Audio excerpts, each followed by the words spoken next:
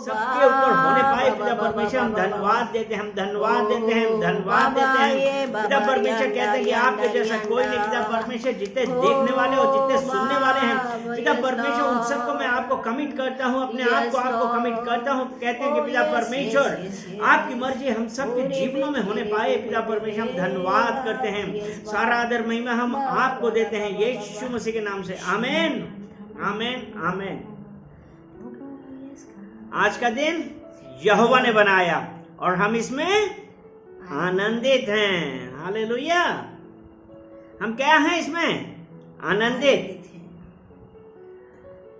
तो आज हम लोग क्या करेंगे? आनंदित होंगे, आनंदित होंगे, आनंदित होंगे, आनंदित होंगे, आनंदित होंगे, आनंदित होंगे। पिता परमेश्वर हम धन्यवाद करते हैं, धन्यवाद करते हैं। चलिए हम लोग पढ़ते हैं पहला थिस्सलुनीकियों, फर्स्ट थिस्सलुनियन 5वां अध्याय और उसका 15 वचन हम पढ़ेंगे। पहला थिस्सलुनियन 5 अध्याय और उसका 15 वचन ये कहता है, सावधान, कोई किसी से बुराई के बदले बुराई ना करे। यहां पे कोई किसी से बुराई के बदले बुराई ना करे। आज हम लोगों को यह देखना है कि हम कहां पे खड़े हैं। आज हम क्या कर रहे हैं? आज हम क्या कर रहे हैं? क्या हम बुराई कर रहे हैं कि हम परमेश्वर का धन्यवाद देते हैं? क्योंकि इसमें यह लिखा है, कोई किसी से बुराई के बदले बुराई ना करे, पर सदा भलाई करने पर तत्पर रहो, आपस में और सबसे भी भलाई की चेष्टा करो। आमीन, आमीन।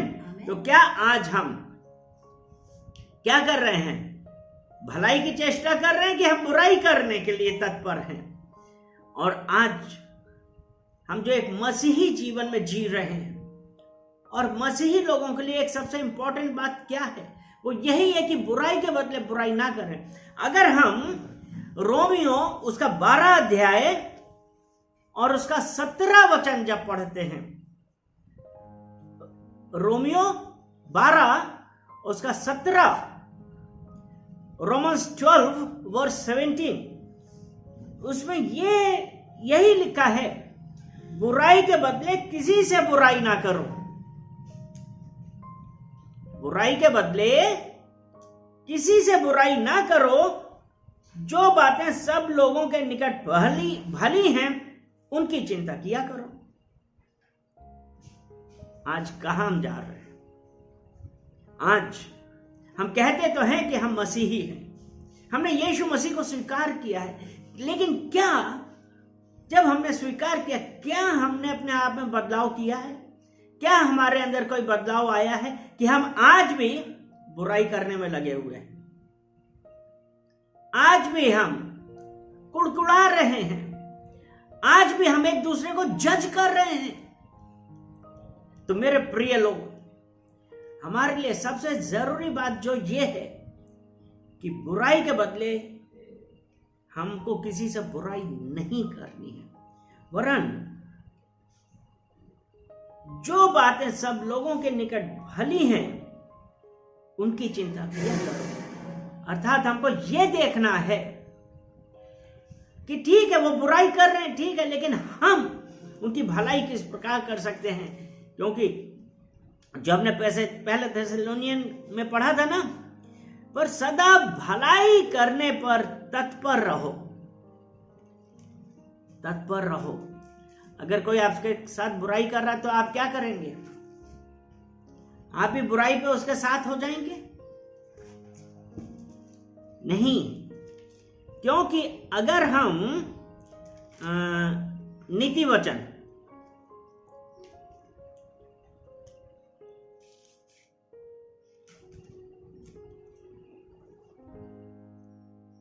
नीति वचन 10 और उसका 19 वचन हम पढ़ते हैं, नीति वचन 10 और 19। जहाँ बहुत बातें होती हैं वहाँ अपराध भी होता है। यानी कि जहां बहुत बातें होती हैं वहां अपराध भी होता है। यानी कि अभी हमने पढ़ा बुराई के बदले में बुराई ना करो, लेकिन अगर हम उसमें भी इन्वॉल्व हो गए तो यही है ना, जहां बहुत बातें होती हैं वहां अपराध भी होता है। और वो अपराध कैसा है? क्योंकि वो अपराध किस प्रकार का है, हमने क्या किया? अगर इसी का 18 वचन पढ़ते हैं, उसमें यह है ना, झूठी निंदा फैलाता है, निंदा करने लगे, एक दूसरे की बुराई करने लगे, कमियां निकालने लगे और हम झूठ बोलने लगे। वो परमेश्वर इन सब बातों से प्रसन्न नहीं होता है। तो आज वो परमेश्वर हमसे क्या कहता है कि बुराई नहीं करना, बुराई से हमको दूर रहना है। क्योंकि अगर हम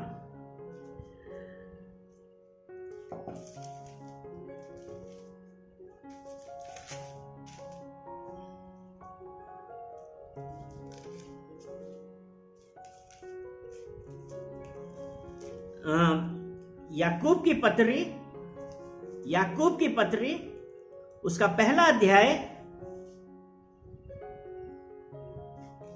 उसका 20वां वचन पढ़ें। क्योंकि मनुष्य का क्रोध परमेश्वर के धर्म का निर्वाह नहीं कर सकता है। क्योंकि मनुष्य का क्रोध, यानी कि जब हम बुराई में आए, और जो हमने नीति वचन में ये पढ़ा था कि जहां बातें बहुत होती वहां अपराध भी होते हैं, अर्थात बातें बहुत कर रही और बुराइयां कर रहे हैं, और उसमें क्या हुआ? क्रोध आना। और यह है क्योंकि मनुष्य का क्रोध परमेश्वर के धर्म का निर्वाह नहीं कर सकता है। हालेलुया। तो फिर वो परमेश्वर का क्रोध, यानी कि जो हमारा क्रोध है, वो हमको परमेश्वर से समीप, जो हमारी निकटता है, वो हमको परमेश्वर से दूर करता है। और मनुष्य का क्रोध परमेश्वर के राज्य में तो नहीं है ना। परमेश्वर ने कहा है कि बुराई से घृणा करो, यही रोमियो में है ना, उसका 12 अध्याय उसका 19वां वचन में ऐसा ही लिखा है कि हे प्रियो बदला ना लेना। यानी कि क्रोध में हम लोग क्या करते हैं? हमारे क्रोध में हम हर वो बात सीखने लगते हैं, वो बात करने के लिए हो जाते हैं, क्योंकि यहां है ना कि हम उससे बदला लेंगे। हम देखते हैं उसने मेरे लिए ऐसे कैसे बोला। यानी कि हमने एक तरफ तो हम कहते हैं कि हम परमेश्वर को हम जानते हैं, हमने यीशु मसीह को स्वीकार किया है, हम मसीही हैं, हम उसकी चुनी हुई संतानें हैं। तो क्या हमारी ये सब आदतें हमको परमेश्वर के पास ले जाती कि हमको परमेश्वर से दूर रखती हैं? इसीलिए इसमें रोमियो की पत्री में उसका पहला अध्याय और उसका 18 वचन, यानी कि जब हम क्रोध करते हैं परमेश्वर का क्रोध अवश्य आता है। इसीलिए लिखा है ना, परमेश्वर का क्रोध तो उन लोगों की सब अभक्ति और अधर्म पर स्वर्ग से प्रकट होता है। क्यों? क्योंकि हम बातें बहुत कर रहे हैं, हमारे दिमाग में यह है कि हमको तो बदला लेना है, हमको तो बदला लेना है, इसने हमारे लिए ऐसा कैसे कहा। तो प्रियो, आज हमारे लिए एक बार फिर से इस बात का यह रिमाइंडर है कि हमको शांत रहना है, परमेश्वर के वचन के अनुसार उसकी भलाई करने के लिए सदा तत्पर रहना है। क्योंकि जब हमने यही रोमियो 1:18 में जब हम पढ़ रहे हैं कि परमेश्वर का क्रोध तो उन लोगों की सब अभक्ति और अधर्म पर स्वर्ग से प्रकट होता है जो सत्य को अधर्म से दबाए रखते हैं। लोग अपने फायदे के लिए फटाक से क्या कहते हैं कि नहीं ऐसा तो लिखा है, लेकिन वो ये नहीं देखते हैं कि किस संदर्भ में लिखा हुआ है। वो तो एक लाइन ले ली, नहीं उसमें लिखा है परमेश्वर ने कहा। नहीं प्रियजनों, ऐसा नहीं है। ये शैतान की चाल है, और शैतान की चाल आपको, अगर हम पुराने नियम में आते हैं,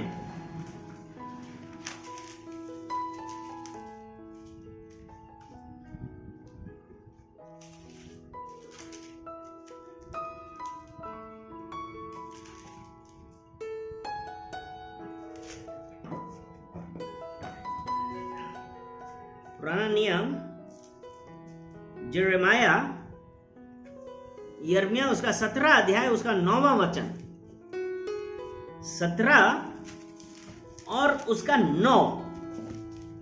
मन तो सब वस्तुओं से अधिक धोखा देने वाला है। यिर्मयाह चैप्टर 17 वर्स 9। मन तो सब वस्तुओं से अधिक धोखा देने वाला, अर्थात बदला लेना है, क्रोध करना है, और फिर यह कहना है कि ये तो जायज है, ये तो लिखा है। नहीं, शैतान जो हमारे दिमाग में कंट्रोल करता है, इसी तो लिखा है कि मन तो सब वस्तुओं से अधिक धोखा देने वाला है। उसमें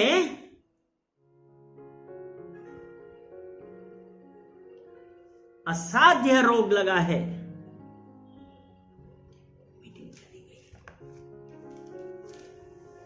उसमें असाध्य रोग लगा हुआ है।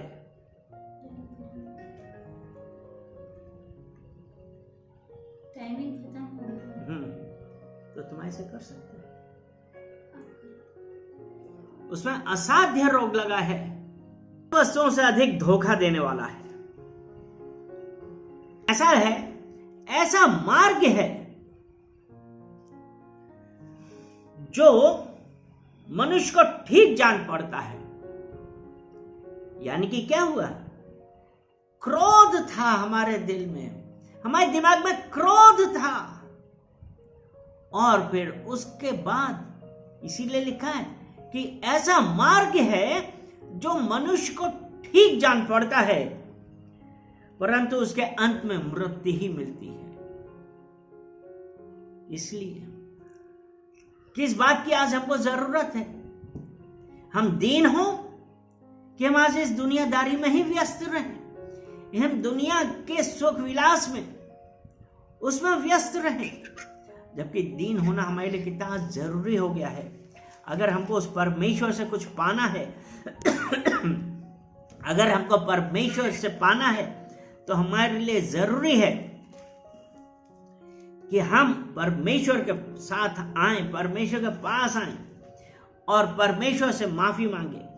इसीलिए अगर हम कोलोसियंस चैप्टर 2 उसका 8 वचन पढ़ते हैं, कुलीसियों की पत्री 2 अध्याय और 8वां वचन, उसमें लिखा है, चौकस रहो कि कोई तुम्हें उस तत्व ज्ञान और व्यर्थ धोखे के द्वारा अपना अहेर ना बना ले, जो मनुष्यों की परंपराओं और संसार की आदि शिक्षा के अनुसार तो है, पर मसीह के अनुसार नहीं। देखा आपने, जब हमको क्रोध आया और जब हम परमेश्वर के साथ नहीं हैं, दुनिया वालों के पास गए, तो इसीलिए वो आपको कन्विंस करेंगे, अरे कोई बात नहीं, कोई फर्क नहीं पड़ता, तुम आशा कर रहे हो ना, कोई बात नहीं, अरे तुम्हें कोई पाप नहीं पड़ेगा, परमेश्वर तुमसे क्रोधित नहीं हो। नहीं, इसीलिए तो लिखा कि चौकस रहो। क्या हम चौकस हैं कि कोई तुम्हें उस तत्व ज्ञान और व्यर्थ धोखे के द्वारा अपना अहेर ना बना ले, जो मनुष्यों की परंपराओं और संसार की आदि शिक्षा के अनुसार है। और आज के संसार में जो मसीह में नहीं है उसके अनुसार क्या है? अरे बदला लिया, उसने हमारे साथ बुरा किया, हम भी उसके साथ बुरा करेंगे। परमेश्वर का वचन साफ साफ कहता है बुराई से दूर रहो। क्या हम उस बुराई से दूर हो रहे हैं? कि हम आज भी उन बुराइयों पे हैं? क्योंकि तत्व ज्ञान और व्यर्थ धोखे के द्वारा अपना अहेर ना बना ले जो मनुष्यों की परंपराएं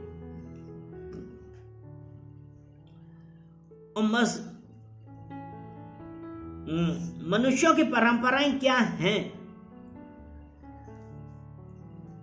मनुष्य आज हम अपनी परंपराओं, अपने रीति रिवाजों के अनुसार क्या कर रहे हैं? अगर हम इस संसार के हैं तो हम क्या करते हैं? ये कुलिस्सियों 3 उसमें पढ़ते हैं, 3:5 से हम लोग पढ़ेंगे तो उसमें ऐसा लिखा है जब मनुष्यों की परंपराओं में, है ना, जो मनुष्यों की परंपराओं और संसार की आदि शिक्षा के अनुसार, जबकि यहां पे तो ये लिखा है कि अपने उन अंगों को मार डालो जो पृथ्वी पर हैं, अर्थात व्यभिचार, अशुद्धता, दुष्कामना, बुरी लालसा, लोभ। यानी कि जब हम इस संसार के लोगों के साथ आ गए ना, मनुष्य की परंपरा और संसार की आदि शिक्षा में है आगे ना, व्यभिचार, अशुद्ध, झूठ बोलना, लोगों के लिए बुराई करना, दुष्कामना कि इसका ऐसा नाश हो जाए, इसने हमारे साथ ऐसा किया, इसके साथ ऐसा हो जाए। परमेश्वर इन सब बातों के लिए मना करता है। और उसका 6वां वचन कहता है इन्हीं के कारण परमेश्वर का प्रकोप आज्ञा ना मानने वालों पर पड़ता है। परमेश्वर का प्रकोप पड़ेगा, परमेश्वर से भय खाते हैं। और जब उसका ये कुलिस्सियों 3:7 वचन कहता है और तुम भी जब इन बुराइयों में जीवन बिताते थे तो इन्हीं के अनुसार चलते थे, पर अब तुम भी इन सब को अर्थात क्रोध, रोष, बैरभाव, निंदा, मुंह से गालियां बकना, ये सब बातें छोड़ दो। एक दूसरे से झूठ मत बोलो, बुराइयां मत करो, क्योंकि तुमने पुराने मनुष्यत्व को उसके कामों समेत उतार डाला है। अर्थात जब हम यीशु मसीह में आए तो हमारे लिए ये जरूरी हो गया है कि हमको क्या करना है। ये सब जो बुराई की चीजें हैं हमको उतार देनी है। 2 कुरिन्थियों उसका 5 अध्याय और उसका 17 वचन हम पढ़ेंगे तो उसमें ऐसा लिखा है कि इसलिए यदि कोई मसीह में है तो वो नई सृष्टि है।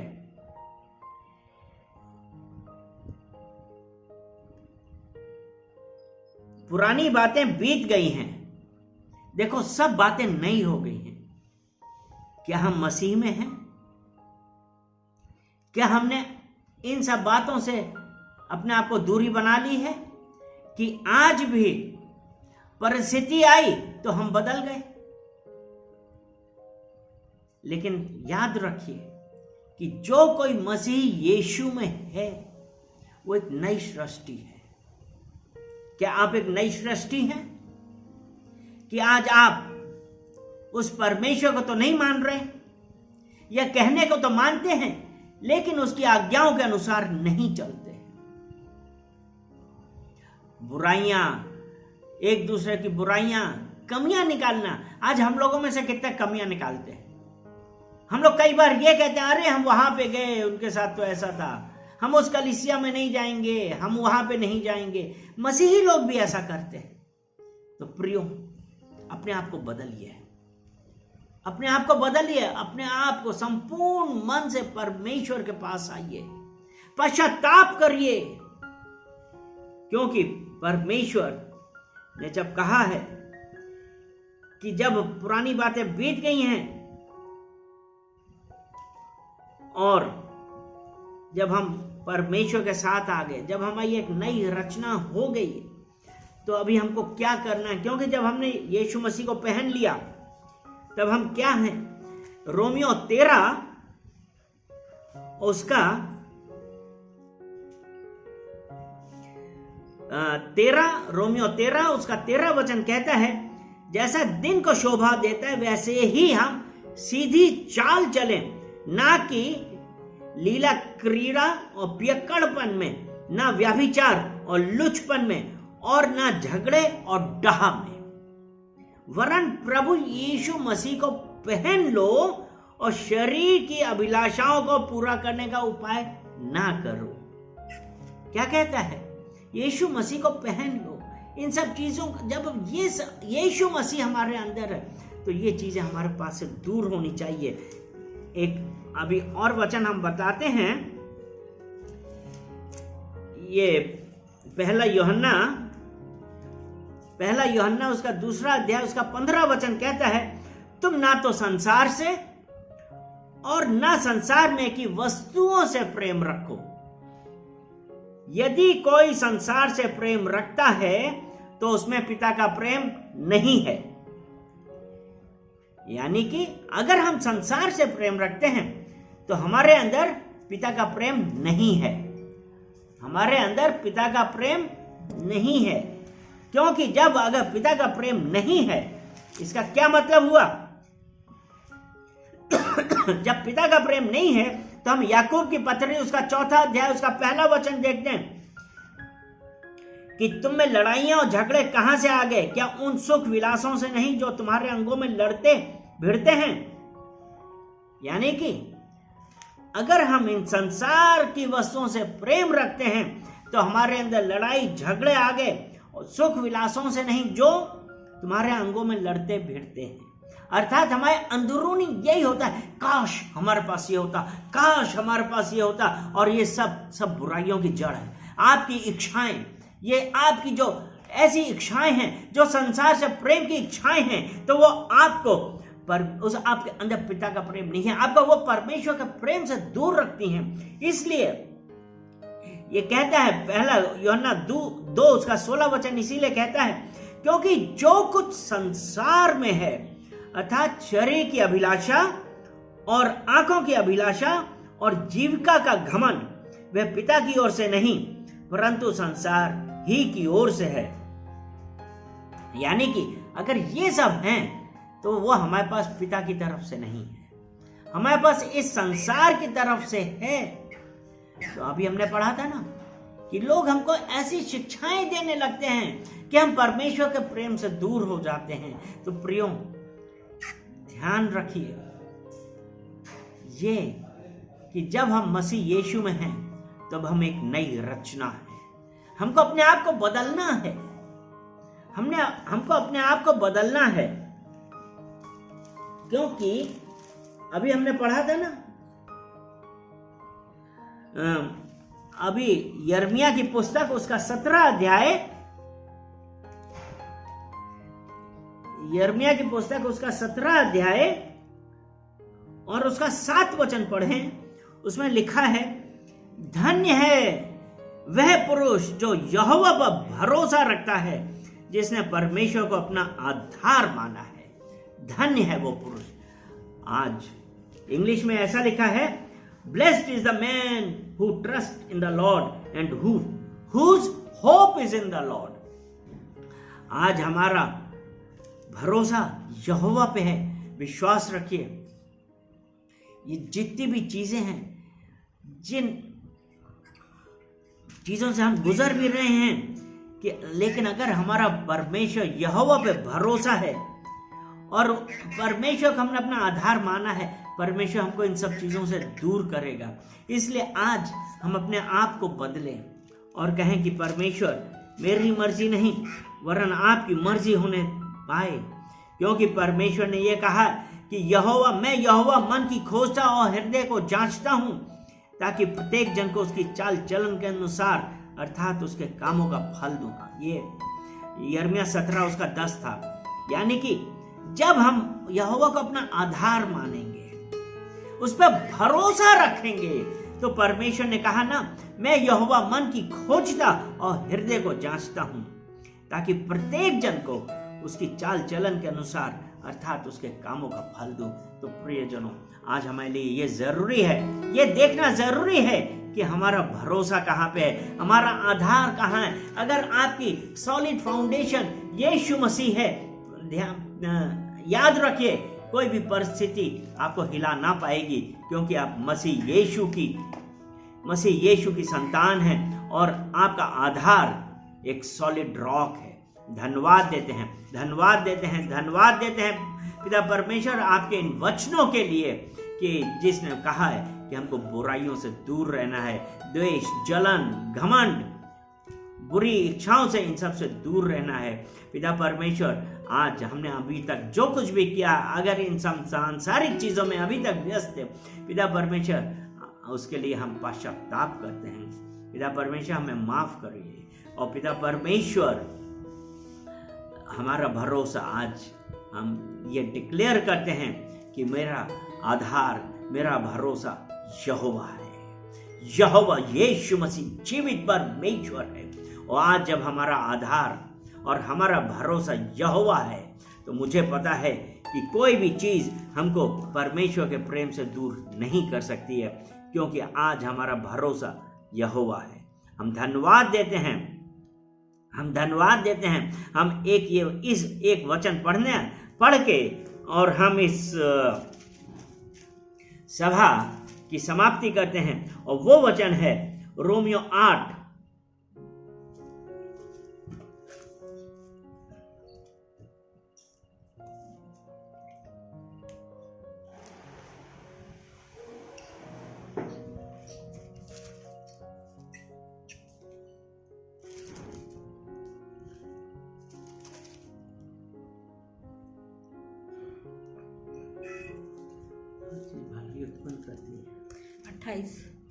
8 और उसका 28 वचन। रोमियो 8 और उसका 28 ऐसा कहता है, हम जानते हैं कि जो लोग परमेश्वर से प्रेम रखते हैं उनके लिए सब बातें मिलकर भलाई को उत्पन्न करती है, अर्थात उन्हीं के लिए जो उसकी इच्छा के अनुसार बुलाए हुए हैं। तो आप जान लीजिए कि सब बातें जो लोग परमेश्वर से प्रेम करते हैं उनके लिए सब बातें भलाई को उत्पन्न करती हैं। पिता परमेश्वर, हम धन्यवाद देते हैं आपके इन सुंदर वचनों के लिए। और पिता परमेश्वर, जो भी वचन पढ़ा कि सब बातें मिलकर भलाई उत्पन्न करती हैं जो परमेश्वर से प्रेम रखते हैं। पिता परमेश्वर, उपस्थित हर जन को, सुनने वाले हर जन को पिता परमेश्वर मैं आपको कमिट करता हूं और कहता हूं कि पिता परमेश्वर आपकी मर्जी इन सबके जीवन में होने पाए। पिता परमेश्वर, प्रत्येक जन को पिता परमेश्वर आप टच कीजिए और पिता परमेश्वर इन सबसे बातें करिए। बताइए कि मैं तुम्हारा परमेश्वर, जो मुझसे प्रेम करते हैं उनके लिए सब बातें मिलकर भलाई उत्पन्न करते हैं। धन्यवाद देते हैं, सारा आदर महिमा हम आपको देते हैं यीशु मसीह के नाम। आमीन। हे मेरे मान, यहोवा को धन्य कहे।